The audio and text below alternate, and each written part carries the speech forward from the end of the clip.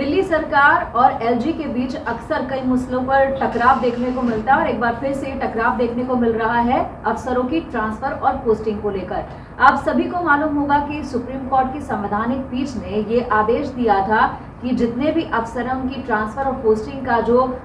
अधिकार है वो दिल्ली सरकार के पास रहेगा और इसको लेकर के दिल्ली सरकार को जैसे ही ये आदेश मिला, जैसे ही ये सुप्रीम कोर्ट का फैसला आया, वैसे ही दिल्ली के मुख्यमंत्री केजरीवाल ने कहा कि ये बहुत ही सकारात्मक फैसला है, दिल्ली के पक्ष में है, जनता के पक्ष में, और बहुत से अब ट्रांसफर और पोस्टिंग जल्द ही की जाएंगी, बहुत कुछ देखने को मिलेगा और वो अब स्वतंत्र रूप से काम कर पाएंगे, जो भी हर्डल्स उनके काम में आते थे वो उसे दूर करेंगे, इस तरह की बातें सामने आई। लेकिन इसी बीच में अगर बात करें कि केंद्र सरकार ने भी जो है अपना आगे का दाव खेल दिया। केंद्र सरकार की अगर बात करें तो जिस तरीके से गतिरोध चल रहा है उसको लेकर के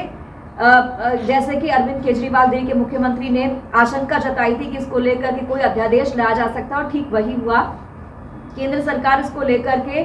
एक अध्यादेश लेकर आई है। इसमें ये कहा गया है सुप्रीम कोर्ट का जो आदेश था, सुप्रीम कोर्ट का जो फैसला था, दिल्ली सरकार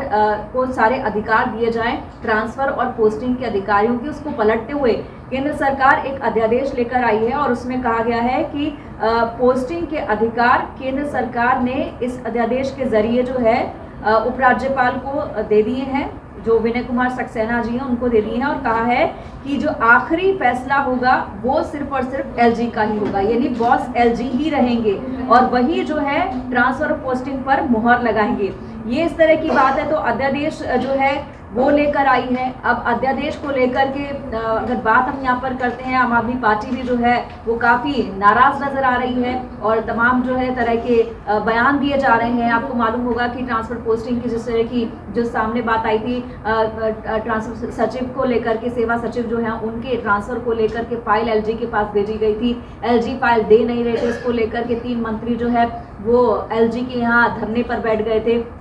एलजी ने आरोप लगाया कि सौरभ भारद्वाज ने उनके साथ मिसबिहेव किया है, इस तरह के आरोप लगाए। केजरीवाल कहते हैं कि छोटा भाई समझ के माफ कर दो। तो बयानबाजी चल रही है। लेकिन इसी बीच में आपको हमने ये बताया कि किस तरीके से जो है